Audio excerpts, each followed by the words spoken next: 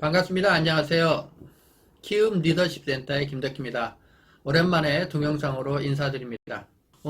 서점에 가보면 말과 관련된 책들이 상당히 많이 나와 있습니다. 그래서 우리가 인생을 바꿀 수 없으면 말을 바꿔라라는 그런 내용의 글을 읽고 저도 이 말에 대한 관련된 책들을 한 6개월간 50권의 책을 사다 놓고 읽게 됐습니다. 그러면서 여러분한테 필요한 이 말에 관련된 내용의 책을 한번 집필해 봐야겠다는 생각을 가지고 시작해서 이 책을 내게 됐습니다. 1월 3일 날 이 책이 출간이 되고 딱 13일 만에 많은 분들이 책을 구입해 주셔서 1세가 마감이 된 그런 책입니다. 이 자리를 빌어서 여러분한테 감사의 말씀을 한번 드립니다. 우리가 고객을 설득하거나 우리가 고객한테 판매를 유도할 때 그냥 우리는 내가 갖고 있는 지식을 가지고 설명하려고 합니다. 그때 고객은 나를 설득하려고 하는구나, 상대가 이득을 얻으려고 하는 이런 방어심리, 즉 제가 강의 때도 늘 얘기하지만 본능적 방어막을 형성합니다. 그래서 그때 70%의 고객들이 주로 하는 말이 뭘까요? 다음에 할게요. 아니면 집에 있어요. 근데 또 많은 디자이너나 많은 사람들이 고객의 그 실제의 거절이 아니라 본능의 거절을 그냥 듣고 물러나는 경우가 너무 많습니다. 그래서 제가 교육을 하다 보니까 그런 부분들을 조금 극복하는데 도움이 됐으면 하는 의미에서 서비스나 뷰티업에 종사하는 분들에게 맞는 내용의 책으로 이렇게 편집을 하게 됐습니다. 내용을 보면 그렇습니다. 나를 바꾸는 말, 말이 나를 바꾸는 나, 이렇게 해갖고 돼 있고, 표지에는 설득은 말을 잘하는 것이 아니라 상대의 감정에 공감하는 것이다 라는 이 대표적인 글귀를 앞에 제가 냈습니다.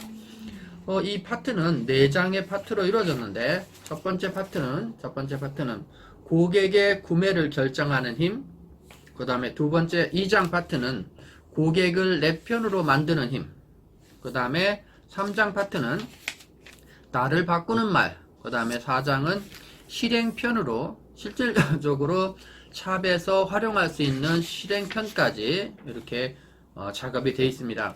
그럼 먼저 1편을 먼저 다시 한번 보도록 하죠. 고객의 구매를 결정하는 말의 힘. 고객의 질문에 답하지 마라가 이제 첫 번째입니다. 이것은 제가 고객과의 관계에서 주도권의 문제입니다. 그래서 프로 세일즈맨이나 프로들은 고객이 질문하면 절대로 답을 하지 않습니다. 물론 판매를 떠나서 일반 사람과의 대화에서도 이건 무진 중요합니다. 그러면 혹자들은 그래요. 그럼 대답을 하면 어떻게 해요? 그런다고요. 대답을 하지 말라는 것이 아니라 고객과의 대화에서 설득력, 즉 주도권을 확보한 다음에 대답을 해야 된다는 겁니다. 그래서 반드시 뭐냐면 고객이 질문하면 내가 질문을 해서 주도권을 던진 다음에 답을 주라는 겁니다. 예를 들면 이 책에 보면 그런 내용들이 자세하게 열거가 되어 있습니다. 예를 들면 파마가 얼마인가요? 그러면 얼마입니다 이렇게 대답하지 말라는 거죠.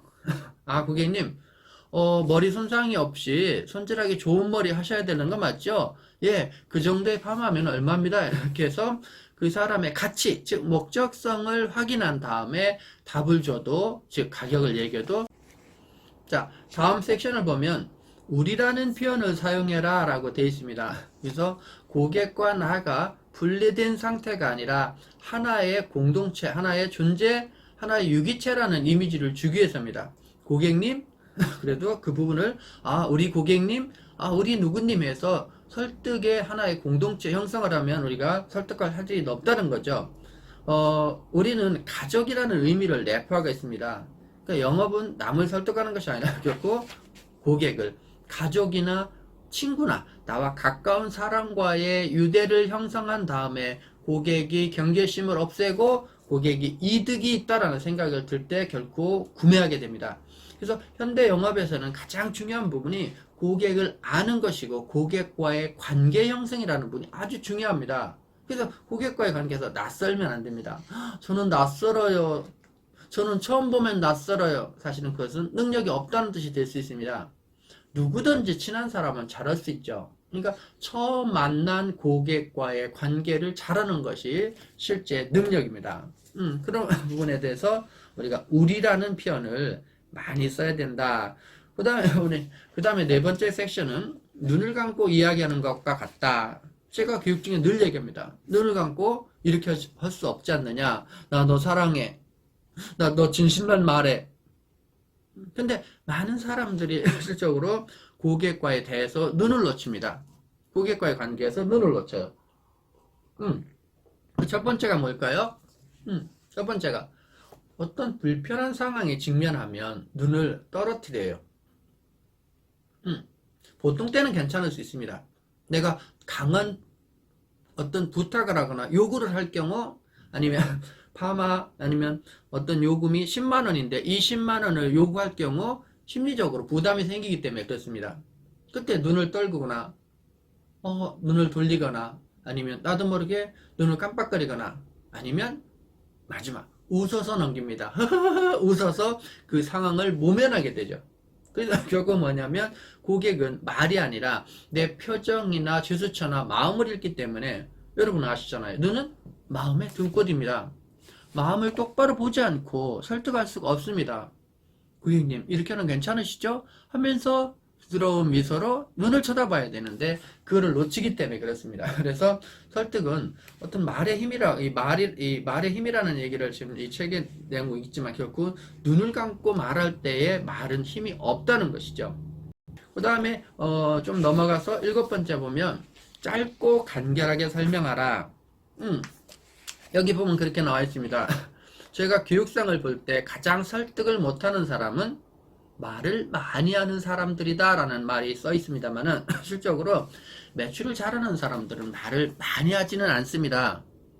그 사람들은 요점을 간결하게 해요. 다시 말해서 고객과의 관계, 즉 라포 형성을 시킨 다음에 그 다음에 고객과의 관계에서 간결하게 욕구를 불러일으킨 다음에 권하는 거지 길게 설명하지 않는다는 사실입니다. 이것들이 공통점이에요. 그래서 짧고 간결하게, 즉 여러분이 설명을 연습하고 할 때도 1분에 연습하는 방법, 설명하는 방법, 2분 연습하는 방법, 설명하는 방법, 3분 연습하는 방법, 설명하는 방법으로 나눠서 이거를 점차적으로 짧게 요약하는 방법. 그래서 제일 좋은 방법은 여러분이 고객이라고 가정을 하고 설명을 하고 핸드폰으로 녹음하세요. 녹음하고 그거를 노트로 옮겨 적은 다음에 그러니까 가감을 해야죠. 버릴 거 버리고 얻고 그 다음에 그거를 다시 외워서 설명하고, 그리고 또 녹음하고 이 작업을 한 3번 정도 하다 보면 여러분에 맞는 완벽한 것을 만들 수가 있습니다. 그냥 잘하는 것이 아니죠. 실적으로 그런 노력을 여러분이 하셔야 됩니다. 기술을 배우는 만큼 즉 설득력을 높이는 방법을 하셔야 됩니다. 정치인만 연습하는 것이 아니라, 연예인만 각본을 보고 연습하는 것이 아니라 우리 미용인, 즉 서비스업에 종사하는 사람도 해야 됩니다. 지금도 뭐 대기업이나 이런 곳에서는 얼마든지 하고 있으니까요. 자, 그러면 쭉 넘어가서 이번에는 2장 고객을 내 편으로 만드는 힘에 대해서 한번 보도록 하겠습니다. 말하는 방향으로 길이 만들어진다.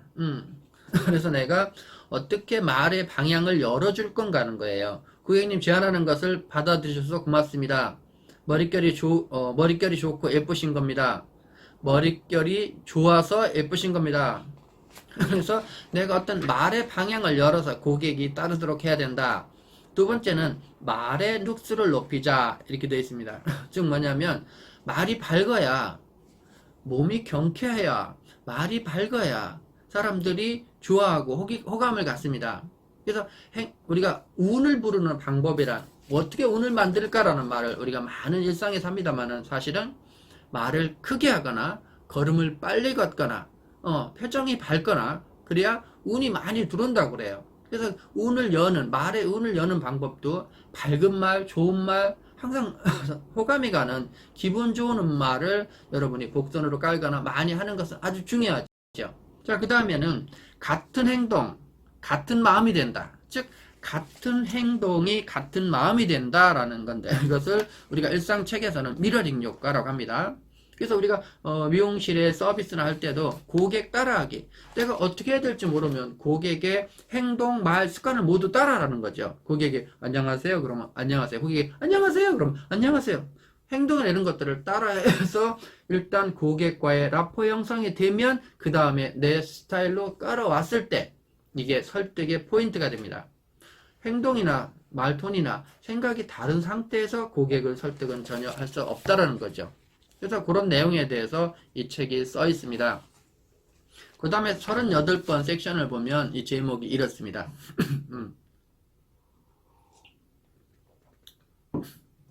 사실이 상처가 된다. 한번 이거는 제가 설명보다 읽어보도록 하겠습니다. 내가 없는 말 했니? 우린 일상적으로 많이 해요. 자주 하는 말입니다. 내가 거짓말 했냐고? 이런 말들은 누구에게나 상처를 주는 대표적인 겁니다. 말하는 사람은 사실을 얘기했다고 하지만 듣는 사람은 그 사실 때문에 엄청난 상처를 받고 그 상처는 평생 가슴에 묻게 된다는 거죠. 예를 들면 뚱뚱한 사람은 얼굴 좋아졌네 라는 말을 싫어합니다. 저도 그런 적이 있습니다. 얼굴 좋아졌네요 그랬더니 예 살쪘다고요? 예 살쪘어요 그래요. 저도 그런 경험이 있습니다. 그래서 사실을 얘기했지만 상대는 그것이 컴플렉스일 수 있고 트라우마일 수 있기 때문에 싫어할 수 있다는 거죠. 그래서 제가 경험으로 봐서 이 글을 쓰면서 사람들은 사실이라고 얘기하지만 사실은 사람들은 모두 사실 때문에 상처받고 있구나 라는 사실입니다. 그래서 이런 말들을 조금 여러분이 타인의 상처가 안 되도록 돌려서 말할 수 있는 그런 것이 얼마나 중요한가 싶습니다. 그래서 이 마지막 구절에 이렇게 써놨습니다. 이 세상의 가장 위대한 말은 상대가 듣고 싶어하는 말을 하는 것이다 라는 거죠. 이 말도 저한테는 상당한 공감을 많이 갖습니다. 자, 우리 내가 하고 싶은 말, 즉 사실의 말이 아니라 고객이 듣고 싶은 말을 하는 그런 사람이 됐으면 좋겠습니다. 자, 그 다음에 우리가 좀 쭉 넘어가서 3장에 보면 나를 바꾸는 말이 있습니다. 나 스스로를 바꿀 수 있는 말이다 라는 거죠. 이 부분은 제가 교육 중에 많이 하는 내용들을 여기에 집필을 해놨습니다만은 어떻게 나를 바꾸느냐. 그래서 우리가 보통은 사람의 관념이 있는데 이 관념은 아까 얘기한 살아있는 관념이 있고 죽어있는 관념이 있다라는 거죠. 그래서 이 살아있는 관념을 우리는 생각이라고 그러고 죽어있는 관념을 사각이라고 하는데, 즉 우리가 에너지가 되고 그것이 내 삶이 되려면 사른 말을 해야 되는데 우리는 자꾸 부정적이거나 우울하거나 나태하거나 에너지가 없는 죽은 말을 합니다. 근데 많은 사람이 그 말이 살아있는지 죽어있는지도 모른다는 사실이 제가 이 책을 집필하면서 놀랍다라는 거죠. 그래서 실제적으로 제가 교육 중에도 물어봅니다. 이 말이 살아있는 말인가요? 죽어있는 말인가요? 몰라요. 그래서 물어봅니다. 난 널 사랑할 거야. 살아있는 말입니까? 예, 그래요. 사랑한 거야, 할 거야, 앞으로? 지금 있는 게 뭐지? 내가 너 돈을 줄 거야. 돈을 준 거야, 하면 줄 거야? 지금 돈이 왔어, 안 왔어? 아니라는 거죠. 그래서 우리는 사른 말을 해야 됩니다. 에너지가 되는 말을 해야 돼요. 그럼 뭐예요? 널 사랑해. 그러면 봐보세요. 꿈을 보통 이렇게 꿉니다. 나는 5년 후에 빌딩을 살 거야. 보통은 꿈을 이렇게 꾸면 여러분이 생각합니다. 나는 살아있는 꿈을 꾼다. 근데 이건 죽어있는 꿈이죠. 꿈은 현재화하고 주어하고 긍정화해야 됩니다. 그럼 어떻게 해야 돼요? 나는 5년 후에 빌딩을 가졌다라고 정의해야 사른 말입니다. 그래서 그 부분에 대해서 자세하게 풀어놨습니다. 그 다음에 마지막은 이 4장은 실행편입니다. 그래서 미용실에서 실질적으로 고객과의 관계에서 어떻게 응용할 건지 이렇게 사진으로 풀면서 자세히 해놨습니다.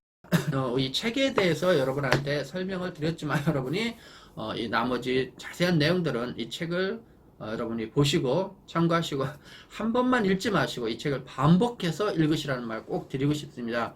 그래서 두 섹션이나 세 섹션씩 6개월씩 보면서 이 말이 내 어떤 본능이 되도록, 말의 특성이 그렇듯이 이 말이 나의 본능이 되도록, 그래서 무의식적으로 쓸 수 있는 여러분의 살이 되도록 하기 위해서는 반복해서 보라는 말씀을 꼭 드리고 싶습니다.